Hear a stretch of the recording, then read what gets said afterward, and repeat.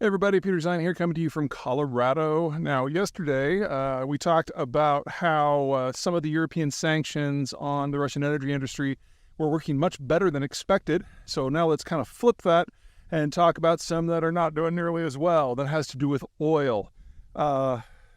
Whereas with natural gas, Russian exports to Europe are down by 85%, and Russian production is now the lowest in 40 years. Oil has dropped off a little bit, about 10%. But the Russian ability to profit from it has skyrocketed. They're earning significantly more now than they did before the war, and it's worth explaining why. And the sanctions are part of the reason why the Russians are doing so well in that field. So there's three things to keep in mind when you're talking about oil markets. Number one is the physicality of things. Natural gas is a gas. It's hard to move from place to place, and you pretty much have to have a dedicated piece of physical infrastructure, typically a pipeline, to get it from A to B. You can chill it down at a liquefied form, roughly negative 300 degrees, and move it via specialized tankers that unload in specialized facilities. But those things are so specialized, they're not really, they don't allow for a really liquid market. Oil's different. Oil is a liquid, and it is a liquid at room temperature. So you can put it into pretty much any type of container or shipping device that you want.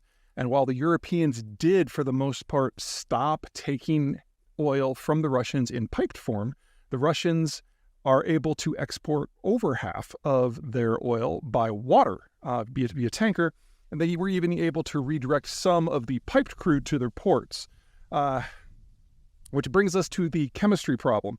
Not all crude is the same. In the world of natural gas, methane is methane is methane.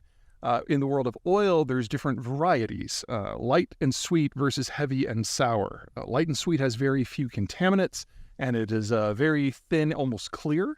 Whereas the heavy sour is thick and gooey, might even be solid at room temperature, and is black and viscous.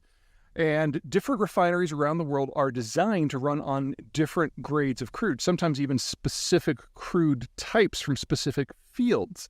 And that makes it a little bit more of a mismatch problem that natural gas just doesn't have to deal with. So, for example, in the markets right now, there is an oversupply of light sweet on a global scale, primarily because of the United States.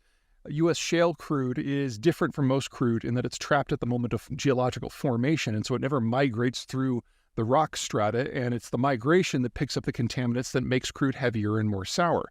Well, American refineries are designed to run on heavier and sour, so that light sweet is kind of stranded in North America, so it has to be exported by tanker to the wider world, and so light sweet crude is trading at a significant discount to a lot of global crude grades, despite the fact that it's considered high quality. On the flip side, we're running out of heavy sour. Venezuela used to be a massive producer, and it's found ever more creative ways to commit national suicide.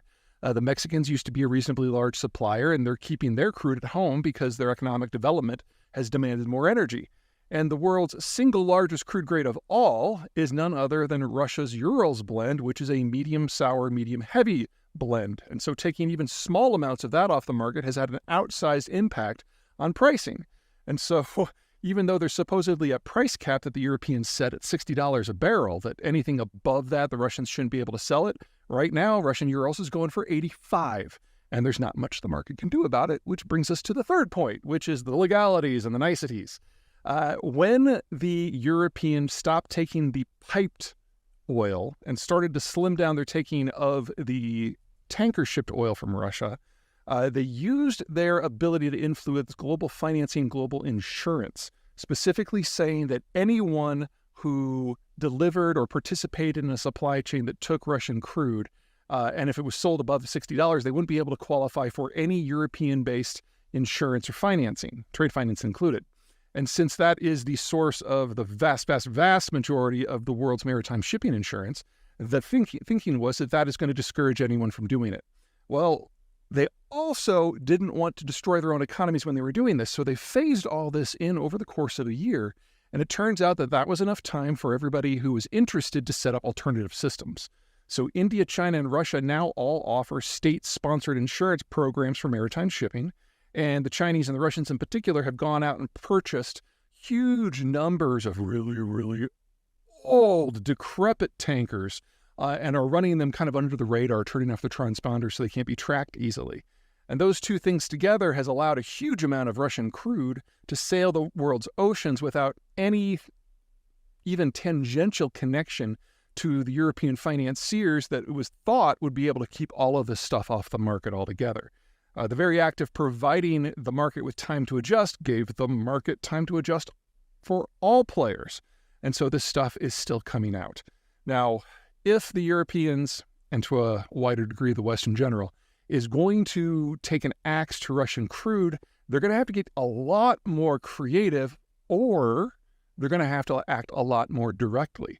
Keep in mind that roughly 1.5 million barrels of crude every day, Russian crude, are flowing out of the port of Primorsk on the Baltic Sea and another 1.5 million on the port of Novorossiysk on the Black Sea.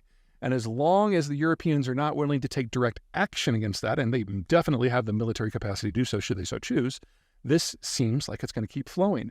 About the only potential fly in the ointment there is on the Black Sea, and that the Ukrainians have now said that they are willing to attack targets in Russian ports.